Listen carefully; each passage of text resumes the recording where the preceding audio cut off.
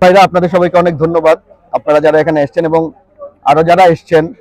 বাগেরহাট জেলার মানে সব শীর্ষস্থানীয় কর্মকর্তারা আজকে এখানে আছেন। মানে এটা খুবই অভাবনীয় একটা ব্যাপার ছিল যে 1-150 মানুষ, মানে এটা কিন্তু খুব পিছিয়ে পড়া একটা জায়গা। মানে আমরা ঢাকায় দেখি যে প্রায় শুক্রবারে ম্যারাথন হয়, লোকজন দৌড়ায়, কিন্তু মানে কচুয়া উপজেলা হলেও এটা মোটামুটি পিছিয়ে পড়া একটা জায়গা। এখানে শতাধিক তরুণ এবং বলা যায় কি আমাদের মতো মধ্যবয়স্ক যারা আছে, এটা দীর্ঘ সময় ধরে প্রায় 7-8 কিলোমিটার দৌড়ে এসেছি।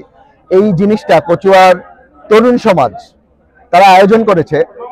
তারা তারা তাদের কারণে আমি জানি কচুয়ায় এখন মাদক প্রায় নির্মূল হওয়ার পথে, এবং কচুয়ায় কোনো বাজে আড্ডা নেই। তারা তারা নানা রকম খেলাধুলার আয়োজন করে, স্বাস্থ্যকর নানা কিছু আয়োজন করে।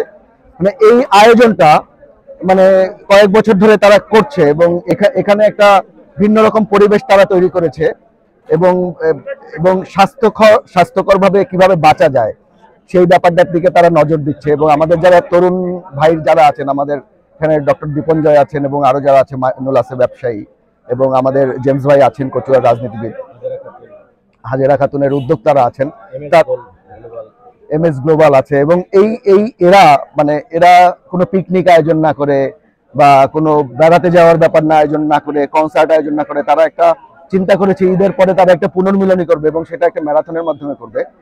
এটা খুবই অভাবনীয় একটা ব্যাপার, এবং আমি মনে করি যে সারা বাংলাদেশে মানে এরকম উদাহরণ সব জায়গায় তৈরি হওয়া উচিত। ধন্যবাদ আপনাদেরকে সবাই।